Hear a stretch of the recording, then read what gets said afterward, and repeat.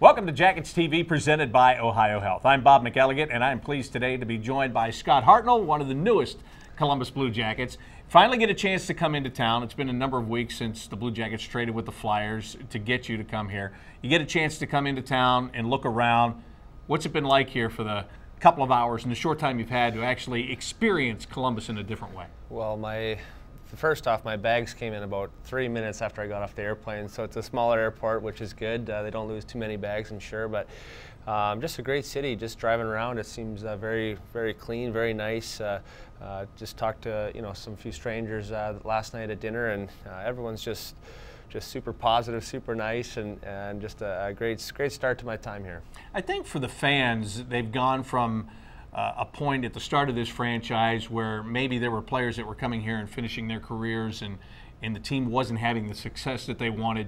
And now they're seeing players come here, such as yourself and such as Nathan Horton, who signed here as a free agent, that are coming here because you want to come here. You see that the culture is that of a winning franchise, and it's something that you want to be a part of. So I imagine that as you do go throughout the community, you'll run into a lot of that. No, it's great, and like you said, signing Horton last year, made my decision, to come here a lot easier.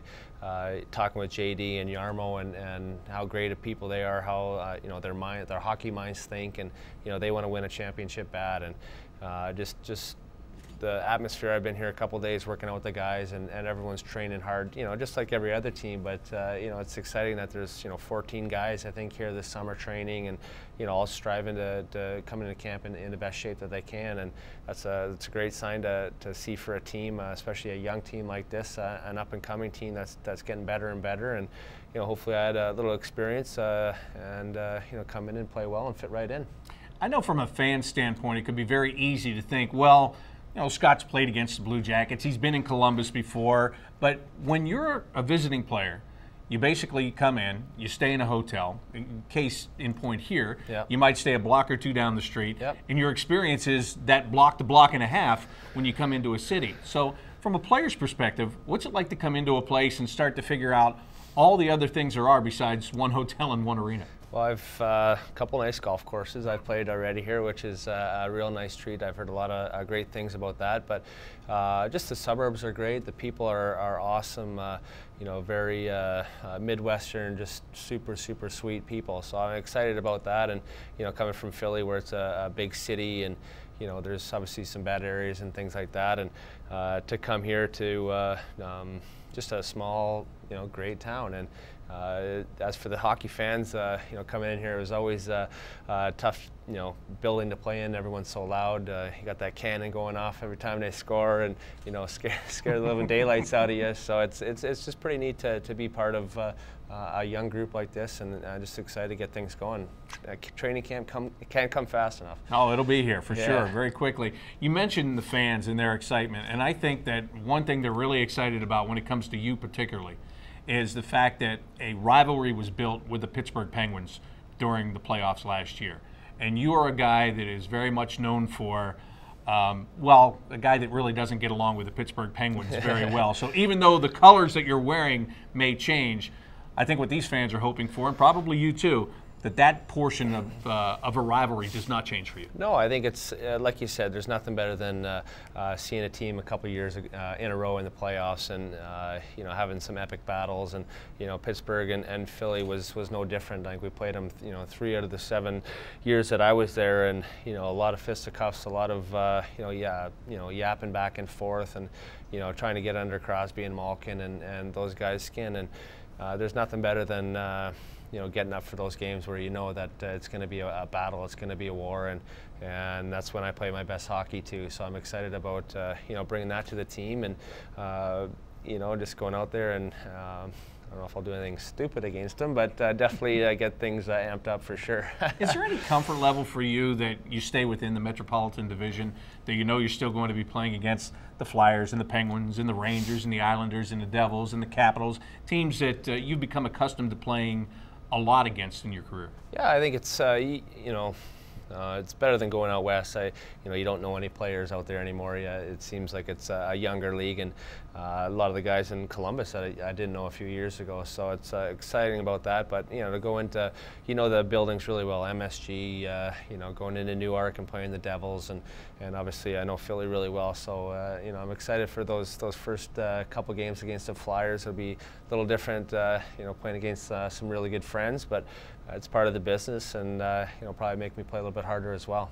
One of those friends is Kimmo Timonen, and you've been a teammate of his for a long time because you guys were in Nashville together. Yep. Before you got dealt to the Philadelphia Flyers. And when I was looking at your history, I was thinking to myself, you've been traded 2 times now in your career. Both times have come in June, and they've both been right around the draft. So have you ever sat and thought about, is it any easier for it to happen during the offseason? Because during the season, let's say you get dealt at the deadline, you've got to make a switch just like that. In the 2 instances you've had a chance to kind of gradually get yourself settled in. It's been a kind of a hectic summer, I guess. The trade, a few extra trips going back to Philly, coming here, seeing my new duds here. So it's thrown a couple extra trips in there, but it does give you some time to let it sink in, adjust, say your goodbyes, kind of shut down your place in Philly and move here. And during the year, it's I don't have a family or kids or anything like that, which makes it a lot easier just to get up and move. But to change kids' schools and things like that, I think people just think it's like, oh, you're just going to a new city, you'll be fine. There's a lot of things behind the scenes that go on that a lot of people don't know. So it does make it a little bit more easier making the transition right now. All right, let me ask you a couple more things that people don't know that maybe you can enlighten them with. Sure. You came here having worn number 19 in Philadelphia. Ryan Johansson has that number here, so you had to make a switch. You went with number 43. What was your thinking in making that switch? Well, yeah, 19 was taken. I was 17 in Nashville. Dubinsky had that one, and I'm not a guy that would come in and say, hey, give me that number, I'll buy a watch or something like that. The old wives' tale that you guys do that. So I just wanted to change it up in a new city. A fresh start with a fresh new number, and guys already given it to me this morning in the locker room that it's your first training camp number, 43. So I think Wiz actually texted me when I picked it. He goes, "Oh, sweet number." He goes, "I was that number in Chicago." So you get mixed reviews, but it's I think it looks pretty good on the back of the jersey with the font and everything of the Blue Jackets uniform. So I'm excited about it. Now, what do you think Wiz would have done if you would have immediately texted back, "I didn't know that. I'll be changing it tomorrow"? Yeah, he wouldn't be happy, I'm sure. I was like, yeah, I'm like, oh, Wiz, I'm a big fan of yours, just to pump his ego even more. So. All right, I've got to ask you about the hair. You've got it nice and short now. Of course, everybody knows that you do grow it out, and it does grow long.